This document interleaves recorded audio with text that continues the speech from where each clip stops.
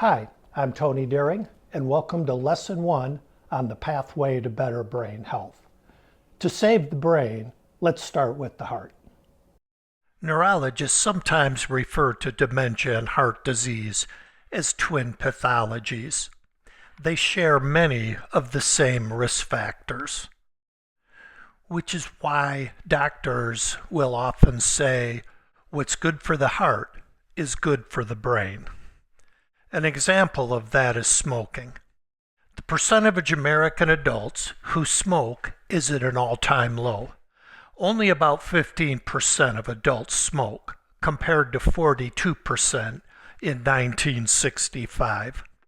As smoking has gone down, so has the rate of heart disease. It's down 61% over the past 4 decades. What else has gone down? The rate of Alzheimer's disease. Researchers at the University of Michigan made headlines late last year when they announced that the rate of Alzheimer's is declining.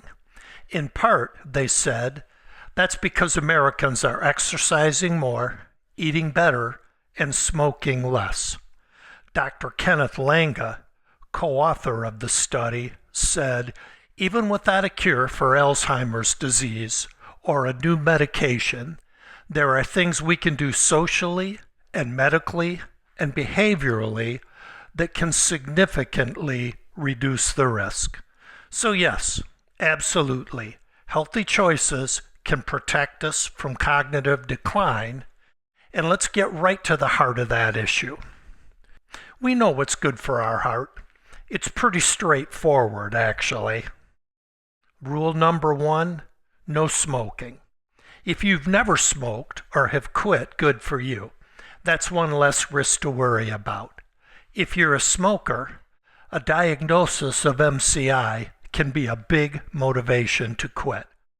Don't be discouraged if you've tried to quit before and failed. Many people who've quit tried several times before they've succeeded.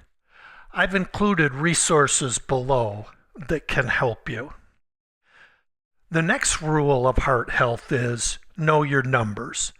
In addition to not smoking, the best thing you can do for your heart is to keep your blood pressure and your cholesterol level under control.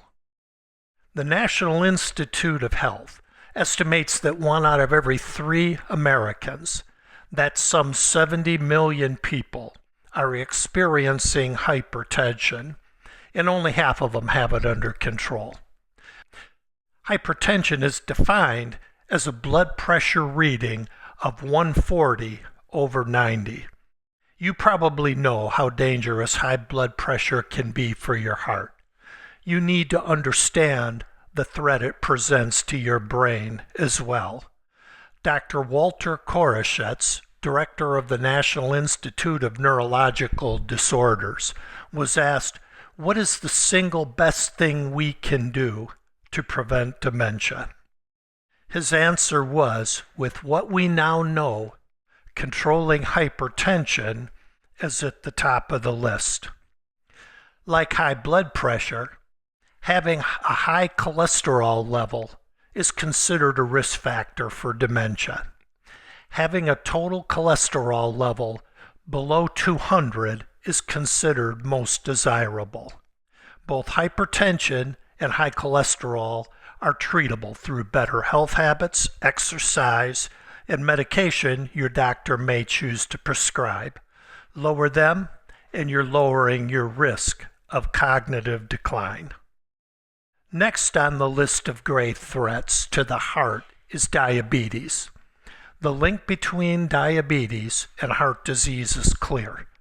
Far and away, heart attacks and strokes are the leading cause of death for people with diabetes. But the link to dementia is equally profound. More than 29 million Americans have diabetes, and 1.4 million new cases are diagnosed annually. A research review looked at 2 million people and found those who had diabetes were at 60% greater risk to develop some form of dementia. Here's what researcher Edward McNay of Albany University told Alzheimer's.net. He said people who develop diabetes have to realize this is about more than controlling their weight or diet. It's also the first step on the road to cognitive decline. Diabetes is treatable. If you have it, you can manage it, and by doing so, you can reduce your risk of cognitive decline. Last on our checklist today is alcohol. It can actually be a good thing for your brain or a very bad thing if you abuse it. In Lesson 3 on nutrition, we'll talk more about the Mediterranean diet, which has proven to be one of the most effective defenses against cognitive decline. The residents of the Mediterranean region like their red wine, and with good reason. It contains polyphenols, which have been shown to help remove the accumulation of protein plaques in the brain of people who have Alzheimer's. There's solid evidence that enjoying a little red wine, particularly with a meal, protects against dementia. For men, the recommended amount is no more than 2 glasses a day. For women, 1 glass. But moderation is the key, because for anyone who drinks heavily, alcohol becomes the enemy of the heart and the brain. According to the Alzheimer's Drug Discovery Foundation, excessive alcohol intake causes cognitive impairment and increases the risk of dementia. That's a strong warning, and it's backed by research.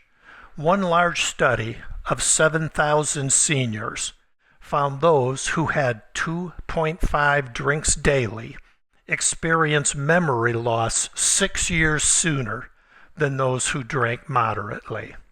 So, if the defense of our brain starts with our heart, these are the 5 key risk factors we need to be concerned about. Let's recap them. Smoking, don't. Red wine, in moderation. Diabetes, if you've got it, manage it. Blood pressure, the danger zone is above 140/90. Cholesterol, the danger zone is above 200 in total cholesterol level. Take a minute now to review these factors and consider how they apply to you. If these are all things you've already got under control, that's great. However, if you think any of them might be a problem, but you're not sure, you'll want to find out. Talk to your doctor. Get a checkup. Because these truly are the basics of better brain health. If you have a problem in one or more of these areas and you're not addressing it, you're not giving your brain a fair chance. Dr. Nicole Anderson and her co-authors of the book Living with Mild Cognitive Impairment are very clear about that. Here's what they say. They say people with cardiovascular risk factors and MCI develop dementia at a higher rate than people with MCI but who do not have these risk factors. High blood pressure, high cholesterol, diabetes, smoking, and obesity are all risk factors for vascular dementia, but these factors can also increase the risk of developing Alzheimer's disease from MCI. So take that to heart, because any love you give your heart can benefit your brain too. Now remember, this is just the first lesson. We're still going to be covering several other really important issues that affect brain function. Exercise, diet, sleep, and cognitive and social stimulation.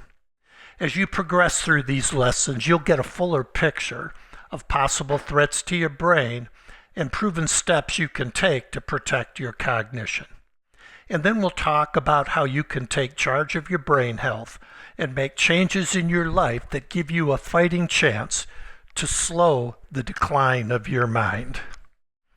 I've created a worksheet that you can use to rate yourself on these various risk factors. You'll find it below. Scroll down and you'll also see a list of resources. If you want to save the information from this lesson so that you can review it again later, there's a sheet of fast facts that you can download or print out. As always, I want to remind you that this site is educational and is not intended as medical advice. It offers information about lifestyle choices that have been proven to help protect cognition. Always consult your doctor before making changes that can affect your health. So how about this lesson? Did it help you identify something you might want to work on?